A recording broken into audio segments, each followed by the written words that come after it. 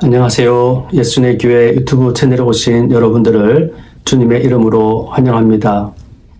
여러분, 하나님께로 나아가는 길을 알고 계십니까? 예수님께서 나로 말미암지 않고는 아버지께로 올 자가 없느니라 말씀하셨습니다. 오직 예수 그리스도로 말미암아 하나님 앞에 나아갈 수 있다는 사실입니다. 여러분, 예수님을 나의 구세주로 믿고 살아가고 계십니까?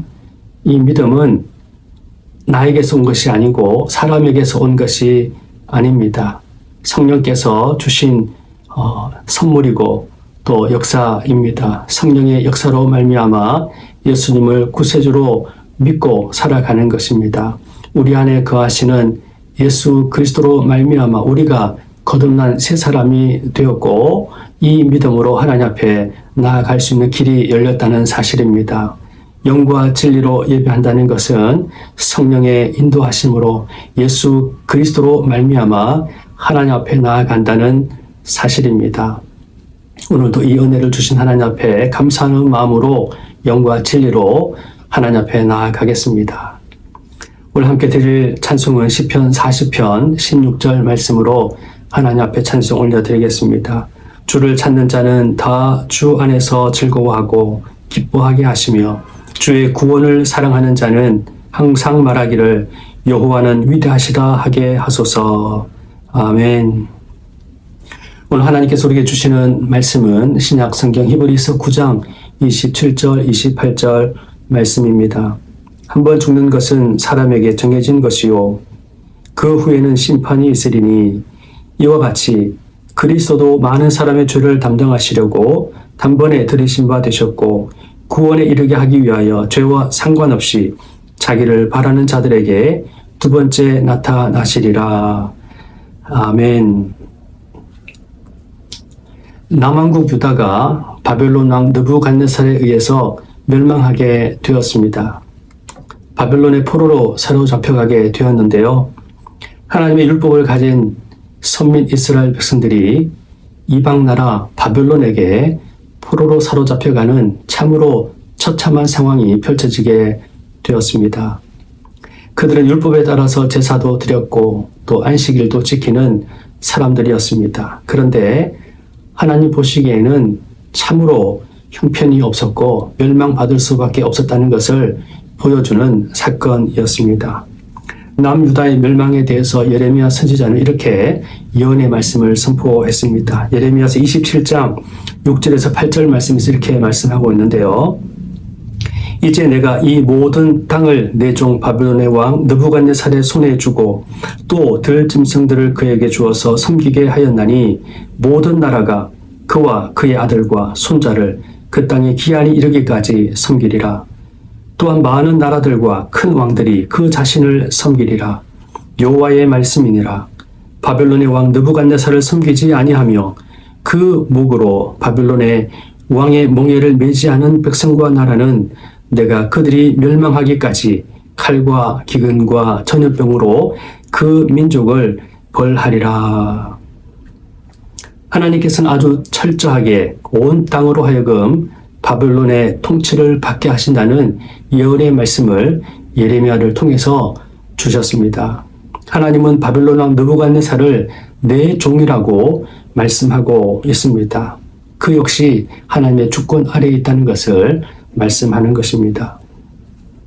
다니엘서는 바벨론 왕 느부갓네살 왕이 통치하던 시기에 있었던 사건을 소개하고 있습니다. 한 번은 느부갓네살 왕이 금으로 만든 큰 신상을 만들어서 두라 평지에 세우고는 백성들에게 이렇게 선포했습니다. 낙성식이 있는 날에 모든 관원들로 하여금 참석하게 하였고 왕의 나팔 소리와 악기 소리가 날 때 엎드려 절하게 명령했습니다. 만약에 엎드려 절하지 아니하면 풀무불에 던져 죽게 하겠다고 명령을 내렸습니다. 다니엘은 당시 왕의 꿈을 해석해주고 또 인정을 받아서 왕궁에서 생활을 하게 되었는데요. 또 이 다니엘의 세 친구였던 사드락과 메삭과 아벳느고도 다니엘을 통해서 왕의 은혜를 입고 또 백성들을 다스릴 수 있는 지방의 일을 주관하는 일을 하게 되었습니다. 바벨론 포로로 사로잡혀 갔음에도 불구하고 다니엘을 비롯해서 사드락과 메삭과 아벳느고는 나름대로 평안하게 살 수 있는 그러한 시간을 보내고 있었습니다. 그런데 하루아침에 왕이 금신상을 세우고 절하지 아니하면 죽게 하겠다고 명령하는 바람에 참으로 위기 상황이 펼쳐지게 되었던 것입니다. 왕의 명령에도 불구하고 사드락과 메삭과 아벳느고는 왕의 명령을 어기고 금신상에 절하지 않고 우두커니 서 있었습니다. 이 모습을 지켜보고 있던 갈대아 사람들이 그들을 고소하게 되었고 왕의 분노를 사게 되었습니다. 왕이 한 번 더 기회를 주었지만 여전히 그들은 금신상에게 절을 하지 않았습니다. 사드락과 메삭과 아벳느고가 느부갓네살 왕에게 이렇게 고백합니다. 왕이여, 우리가 섬기는 하나님이 계시다면 우리는 맹렬히 타는 풀무불 가운데서 능히 건져내시겠고 왕의 손에서도 건져내시리이다. 그렇게 하지 아니하실지라도 왕이여, 우리가 왕의 신들을 섬기지 아니하고 왕이 세우신 금신상에도 절하지도 아니할 줄을 아옵소서. 느부갓네살 왕은 이 말을 듣고 분노가 하늘 높은 줄 모르고 치솟게 되었습니다. 신하들을 시켜서 평소보다도 7배나 더 뜨거운 풀무불을 만들게 되었고 그 속에 집어넣으라고 명령을 내렸습니다. 얼마나 뜨거웠던지 사드락과 메삭과 아벳느고를 집어넣으려고 하던 사람들이 먼저 불에 타 죽고 말았습니다. 그런데 이상한 일이 펼쳐지게 되었습니다. 분명히 결박이 된 채로 풀무불 속에 들어갔는데 느부갓네살 왕이 그 풀무불 속을 들여다보니 4사람이 그곳에서 거닐고 있었고 결박이 다 풀어진 채로 거닐고 있는 모습을 보게 되었던 것입니다. 왕이 그 모습을 지켜보고 이렇게 고백했습니다. 내가 보니 결박되지 아니한 4사람이 불 가운데로 다니는데 상하지도 아니하였고 그 넷째 모양은 신들의 아들과 같도다. 참으로 놀라운 광경을 지켜보게 되었던 것입니다. 이 광경을 지켜보고는 느부갓네살 왕이 그 속에서 거닐고 있는 이 사드락과 메삭 아벳느고를 향해서 이렇게 다시 이야기했습니다. 다시 지극히 높으신 하나님의 종 사드락 메삭 아벳느고야, 나와서 이리로 오라. 그들은 살아있는 채로 풀무불 속에서 나와서 느부갓네살 왕 앞에 나오게 되었던 것입니다. 그 모습을 보니 머리털 하나도 상하지 아니했고 타는 냄새도 전혀 없었습니다. 또한 그들이 입었던 옷도 광채를 그대로 유지한 채 밖으로 나오게 되었던 것입니다. 이 사건으로 인해서 느부갓네살 왕은 사드락과 메삭과 아벳느고의 하나님을 찬송했다라고 성경은 기록하고 있습니다. 그들이 믿는 하나님을 인정하는 놀라운 사건이 일어나게 되었던 것입니다. 여러분, 이 사건을 한마디로 우리가 표현한다면 사드락과 메삭과 아벳느고는 왕의 명령으로 사형 집행을 받아 죽게 되었습니다. 그러나 그들은 죽지 않았습니다. 라고 이야기할 수 있습니다. 죽어도 안 죽는 인생이 있다는 것을 이 사건은 우리에게 보여주고 있습니다. 오늘 보면 27절에 보면 이렇게 말씀하고 있습니다. 한번 죽는 것은 사람에게 정해진 것이요 그 후에는 심판이 있으리니. 여러분, 한 번 죽는다, 사람이 태어나면 한 번 죽는다는 이 사실에 대해서 부정할 사람은 아무도 없습니다. 우리 주위에 죽어가는 사람들을 수도 없이 많이 보기 때문에 그렇습니다. 역사 이래로 모든 사람은 태어나면 한 번 죽기에 마련입니다. 그런데 죽음 이후에 심판이 있다는 사실은 많은 사람들이 알지 못합니다. 왜 알지 못합니까? 하나님의 말씀을 듣지 못했고 또 믿지 않기 때문에 그렇습니다. 깨닫지 못하기 때문에 그렇습니다. 그럼 오늘 성경 분명하게 우리에게 말씀하고 있습니다. 한 번 죽는 것은 사람에게 정해진 것이요 그 후에는 심판이 있다는 사실입니다. 오늘 본문 28절에서는 이렇게 말씀하고 있는데요. 제가 한번 다시 읽어보겠습니다. 이와 같이 그리스도도 많은 사람의 죄를 담당하시려고 단번에 들이신 바 되셨고 구원에 이르게 하기 위하여 죄와 상관없이 자기를 바라는 자들에게 두 번째 나타나시리라. 이 말씀은 죽음 앞에서 절망하고 슬퍼하고 낙심하게 되는 우리 인생, 그리고 심판을 받아서 영원한 형벌 가운데 살아가야 할 우리 인생 가운데 사는 길을 우리에게 가르쳐 주고 있는 진리의 말씀입니다. 오늘 이 본문 28절 말씀은 히브리서 9장 전체의 핵심 구절이라고 할 수 있습니다. 우리가 주목해야 하고 우리가 반드시 믿어야 하고 붙들어야 할 진리를 오늘 28절에서 말씀하고 있습니다. 오늘 본문 28절은 죽어도 죽지 않는 길, 죽어도 사는 길이 있다는 것을 우리에게 말씀하고 있습니다. 그리스도께서 우리 죄를 담당하시려고 단번에 들이신 바 되셨다. 그렇게 말씀하고 있습니다. 예수 그리스도의 죽으심은 자신의 죄 때문이 아니었습니다. 로마 군인이 그를 죽였으나 사실은 주님께서 스스로 죽으신 것입니다. 자신의 생명을 내어주시기 위해서 이 세상에 오셨고 자신의 죽음을 허락하셨던 것입니다. 주님의 죽으심은 분명한 목적이 있었습니다. 인간의 죄를 담당하시기 위해서 대속의 죽음을 죽으셨다는 것을 말씀하고 있습니다. 사드락과 메삭과 아벳느고가 푸른 불 속에 들어갔을 때 세 사람이 아닌 네 사람이 보였습니다. 나머지 한 사람은 누구였습니까? 느부갓네살 왕은 신들의 아들 같다라고 표현하고 있습니다. 하나님께서 느부갓네살에게 역사하셔서 하나님의 아들 같은 그런 모습을 보여주신 것입니다. 주님께서 함께 하시니, 하나님께서 함께 하시니 사드락과 메삭과 아벳느고가 죽었으나 죽지 않았다는 사실입니다. 인간의 죽음은 죄로 인한 죽음입니다. 그러나 예수님의 죽음은 죄로 인한 죽음이 아니라 죄를 대속하기 위한, 죄를 사하기 위한 죽음이라는 사실입니다. 우리를 구원에 이르게 하시기 위한 죽음이라는 사실입니다. 히브리서는 율법과 복음을 비교해서 우리에게 가르쳐 주고 있습니다. 율법의 한계가 무엇입니까? 성막제사의 한계가 무엇입니까?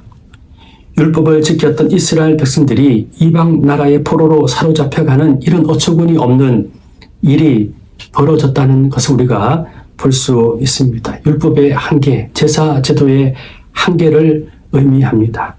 아무리 거룩한 율법, 완전한 율법을 하나님께서 주셨지만 그 율법을 지키지 못했고 또 지킬 수 없었던 이스라엘의 연약함을 우리가 목도하고 있는 것입니다.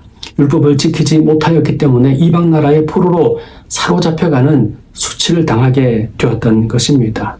선민 이스라엘도 소용이 없었다는 것을 말씀하고 있습니다. 율법을 가졌으나 그 율법을 지킬 수 없는 인간, 연약한 인간, 어리석은 인간의 모습을 보여주고 있습니다. 종종 사람들은 자신이 교회에서 열심히 봉사하고 11조하고 또 중직을 가지고 헌신하고 기적도 체험했다고 자랑하기도 하고 자기를 드러내기도 합니다. 그러나 그러한 마음속에 있는 자기를 드러내고자 하는 인간의 자랑과 교만은 참으로 부질없는 자기의를 나타내는 것입니다.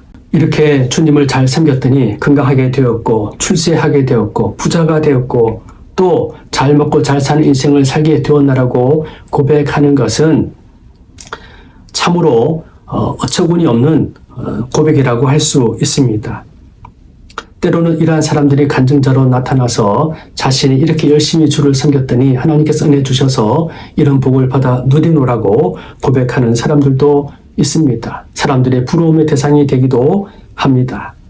유대인처럼 안식일을 잘 지키면 11조를 잘 하면 복을 받는다고 생각하고 그렇게 이야기하는 사람들도 있습니다. 이 모든 생각들은 여러분 율법적인 사고입니다. 은연중 자기 의를 드러내고 자기 자랑을 하게 되는 것입니다. 여러분 잘 아시는 대로 사도 바울은 이와 같이 우리가 드러내기를 좋아하고 자랑하기를 좋아한 이 모든 외적인 것들을 사도 바울은 배설물로 여기노라고 고백하고 있습니다. 왜 사도 바울은 자신의 출생과 또 신분과 여러 가지 자기의 열심과 자기의 의를 배설물로 여겼던 것입니까? 내 안에 계시는 나를 구원해 주신 예수 그리스도를 드러내고 그분을 자랑하기 위해서 그렇게 했던 것입니다. 하나님께로 나아가는 길, 구원의 길에는 물질도, 내 직분도, 내 열심도 아무런 도움도 소용이 없다는 사실을 그는 깊이 깨닫게 되었던 것입니다. 예수님께서 이렇게 말씀하셨습니다. 너희가 너희 전통을 지키려고 하나님의 계명을 잘 버리는도다. 유대 공동체를 향해서 특별히 율법을 지키고 율법을 준행하는 사람들을 향해서 하신 말씀입니다. 인간의 전통을 지키려고 하나님의 계명을 버리는 인간의 어리석음을 예수님께서 지적하신 것입니다. 우리가 구약 성경을 펼쳐보면 우리 귀에 달콤한 말씀들이 참으로 많이 있습니다. 율법을 지키면 복을 받는다는 그러한 말씀들로 가득합니다. 율법 준수를 하나님의 기준에 맞추면, 율법을 진정으로 깨닫게 되면, 그래서 구약 성경을 제대로 묵상하고 읽고 말씀을 깨닫게 되면 아, 내가 말씀을 지켜서 복을 받았구나, 이런 고백이 넘쳐 나오는 것이 아니라 전혀 다른 고백이 우리의 마음에서, 우리 입술에서 터져 나오게 되는 것입니다. 구약의 말씀을 읽고 성경 말씀 읽고 반드시 우리의 입술에서 터져 나와야 할 고백은 이런 고백입니다. 나는 할 수 없습니다. 나는 무능합니다. 나는 죄인입니다. 나는 어쩔 수 없는 연약한 인생입니다. 내 힘과 내 지식과 내 수고로는 아무것도 할 수 없는 연약함에 둘러싸여 있는 참으로 죄 많은 죄인입니다. 사도 바울은 죄인 중에 괴수라고 자신을 고백했던 것입니다. 율법을 바르게 깨닫게 되면 이와 같은 고백을 하게 되는 것입니다. 이와 같은 탄식이 우리에게 있을 때, 이 탄식으로 하나님 앞에 나아가게 될 때 우리가 발견하게 되는 진리가 무엇입니까? 그 진리는 바로 예수 그리스도이십니다. 자신의 무능과 연약함과 죄인됨을 고백하는 자에게 하나님께서 우리에게 예수 그리스도를 선물로 주시는 것입니다. 구원의 길을 열어주신다는 사실입니다. 다만 가슴을 치며 자신의 죄인됨을 고백하는 자가 예수 그리스도를 믿고 예수 그리스도를 발견하게 되는 것입니다. 예수님 당시 왜 예수님께서 율법 지도자들과 율법사들과 충돌하신 것입니까? 율법은 그림자요, 복음이신 예수님을 만나면 참으로 하나가 되어야 되는데 어떻게 해서 율법사들이, 율법을 배우고 가르치는 자들이 주님을 더 멀리하고 주님을 알아보지 못했던 것입니까? 율법을 가졌으나 그들의 마음속에는 율법의 본질이 아닌 인간의 탐욕과 거짓이 가득 차게 되었던 것입니다. 내 생각이 가득 차게 되면, 내 의가 내 안에 가득 차게 되면 결코 주님을 만날 수 없다는 것을 보여주시는 것입니다. 인간의 전통은 참으로 어리석고 미련한 것입니다. 인간의 전통으로 가득하게 되면 결코 하나님의 복음을 우리가 만날 수 없다는 것을 기억해야 합니다. 여러분, 어느 순간 교회 직분이 계급이 되어버린 모습을 우리가 목도하게 됩니다. 예수님보다 더 중요하게 교회 직분을 자랑하고 직분을 얻기 위해서 금권 선거를 하는 경우도 참으로 많이 있습니다. 돈으로 직분을 사게 되는 것입니다.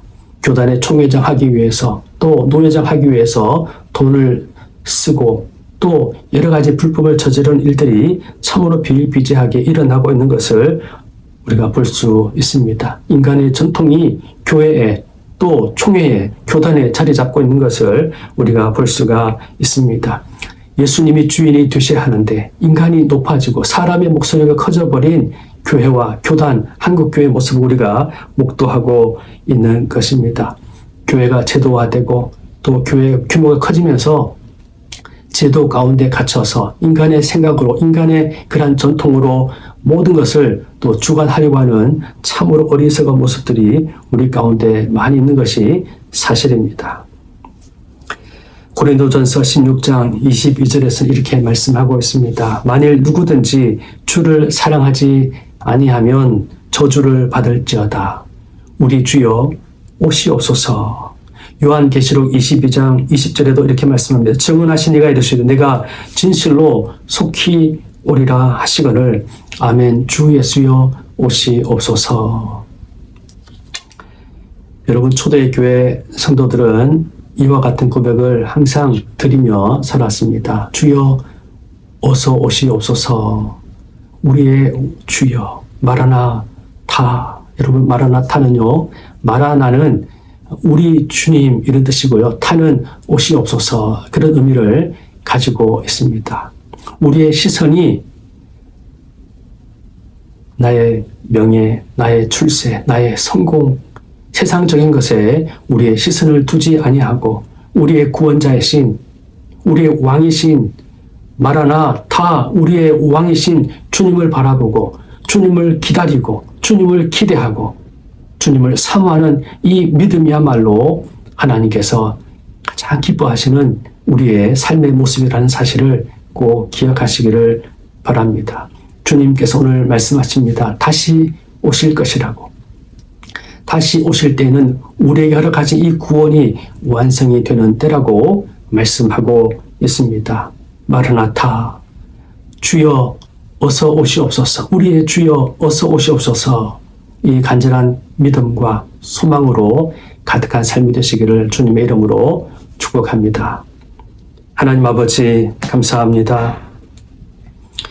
사람이 죽는 것은 정해진 것입니다. 그 이후에는 심판이 있다고 말씀하셨습니다.